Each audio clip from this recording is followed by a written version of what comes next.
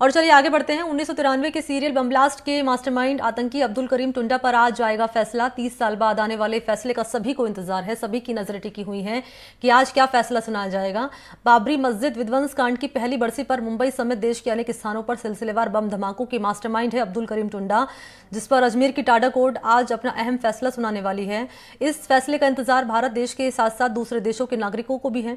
आतंकी अब्दुल करीम टुंडा 6 दिसंबर 1993 को मुंबई समेत देश के अनेक स्थानों पर हुए बम धमाकों में शामिल था।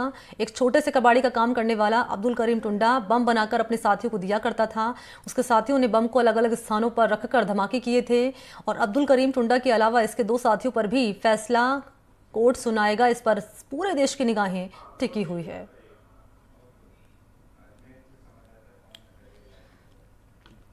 और इसी खबर पर मेरे साथ ज्यादा जानकारी लिए पवन अटारिया इस वक्त मौजूद हैं। पवन, आज कोर्ट के फैसले का इंतजार सभी को है कि अब्दुल करीम टुंडा जिसने बम बनाया और उसके साथियों ने अलग अलग स्थानों पर बम को प्लांट किया और उसके बाद जो घटनाक्रम सामने आया वो शायद ही कोई भुला पाएगा। और आज इस अब्दुल करीम टुंडा पर कोर्ट का ये अहम फैसला जिसका सभी को इंतजार है।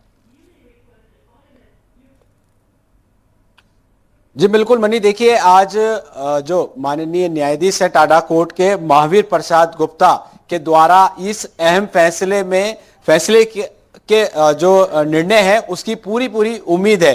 अभी यहाँ पर माननीय न्यायाधीश महावीर गुप्ता भी जो टाडा कोर्ट में यहाँ पर आ चुके हैं और अभी 10 बजे बाद से जो सुनवाई की जो प्रक्रिया है वो यहाँ पर शुरू होगी। मैं इस वक्त खड़ा हूँ अजमेर के टाडा कोर्ट पर और जैसा कि आपने बताया कि 30 साल पूर्व ये बम धमाके हुए थे राजस्थान सहित अलग अलग राज्यों में, जिसमें एक यात्री की मौत हो गई थी और कई अन्य इसमें जख्मी थे। तो ऐसे में जो टुंडा है आतंकी, वह और अमीरुद्दीन और एक इरफान, 3 आतंकियों के खिलाफ जो आज फैसला है उसके आने की उम्मीद है। इस मामले में जैसा कि आपने बताया पूरी जो चार्ज बहस है, जो सुनवाई है, जो दस्तावेज और जो सबूत पेश किए जाने थे वह अब तक पूरे हो चुके हैं और सिर्फ आज 10 बजे बाद से सुनवाई की प्रक्रिया होगी, जहां पर लोक अभियोजक ब्रिजेश कुमार पांडे और सीबीआई के सरकारी वकील भी यहां पर अभी कुछ ही देर में यहां पर आएंगे और अपने जो माननीय न्यायालय की जो प्रक्रिया है वो यहां पर शुरू होगी।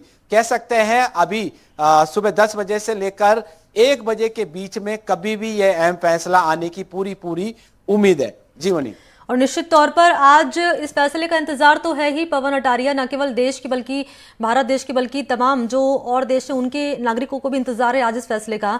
और हम ये भी कहेंगे साफ तौर पर कि जो कोर्ट फैसला सुनाएगा उससे निश्चित तौर पर सीरियल ब्लास्ट पीड़ितों को इंसाफ भी जरूर मिलेगा, क्योंकि यही आस लगाकर वो बैठे हुए हैं।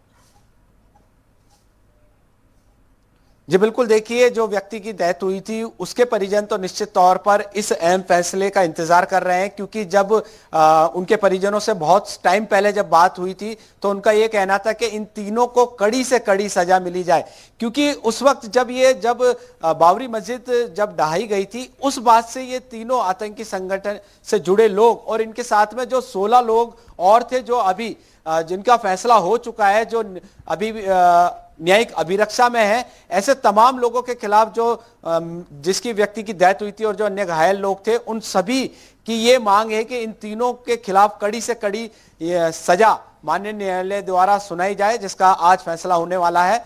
मैं आपको बता दूं 6 दिसंबर 1993 में ये सीरियल बम ब्लास्ट अलग अलग ट्रेनों में राजधानी एक्सप्रेस में हुए थे, जिसमें सूरत और राजस्थान के कोटा में ये हुए थे और जिसमें एक व्यक्ति की मौत हुई थी। इस मामले में पूरे देश और भारत देश सहित पूरे दुनिया में दहशत का माहौल हो गया था। आतंकी घटना इसलिए दोहराई गई थी कि जब मस्जिद ढहाई गई थी उससे नाराज थे और उसी दौरान श्री राम भगवान के मंदिर को बनने की प्रक्रिया शुरू हो गई थी। तो ऐसे में आतंकी संगठन के जो लोग हैं वो काफी नाराज थे और इसलिए उन्होंने सीरियल बम ब्लास्ट किया था। आतंकी टुंडा के बारे में मैं आपको बता दूं, जैसा कि आपने पूर्व में बताया, एक छोटे से कबाड़ की ये शॉप चलाता था और कबाड़ के जो सामान हुआ करते थे, लोहे के टुकड़े वगैरह, और उनसे ये बम बनाने की घर पर ही प्रैक्टिस किया करता था और इस तरीके से ये सफल हुआ बम बनाने में। और इसने जब एक बम बनाकर उसकी जांच करनी चाहिए तो वो बम उसके करीब ही फट गया और उसका एक हाथ, उस बम फटने से उसका एक हाथ कट गया, तभी से उसका नाम टुंडा रखा गया है। तो आज कह सकते हैं 10 बजे बाद से 12 और 1 बजे के बीच में कभी भी यह अहम फैसला आ सकता है, जिसकी देश और दुनिया को काफी इसका फैसले का इंतजार है। जी मनी। क्योंकि अब्दुल करीम टुंडा जो है 24 सितंबर 2023 से अजमेर जेल में बंद है। वक्त क्या बताया जा रहा है जब इसे टाडा कोर्ट लाया जाएगा? जी बिल्कुल, देखिए 10 बजे बाद से न्यायिक प्रक्रिया शुरू हो जाएगी और 10 बजे बाद से वो उनको जो जेल से कभी भी यहां पर पेश होने के लिए माननीय न्यायाधीश महावीर प्रसाद गुप्ता जी कभी भी आदेश कर सकते हैं कि उनको लेकर आएं। हो भी सकता है कि उन्हें नहीं बुलाएं और फैसला पूरे फैसले सुनाने की पूरी उम्मीद है, क्योंकि जो प्रक्रिया है वो पहले ही पूरी हो चुकी है। आज सिर्फ फैसले आने की उम्मीद है। हो सकता है कि 10 बजे बाद इन तीनों को यहां पर लेकर आया जा सके। जी ठीक है, नजर आप पवन अटारिया बनाए रखिएगा, आगे की डिटेल्स भी आपसे लेते रहेंगे। फिलहाल आपका बहुत बहुत शुक्रिया।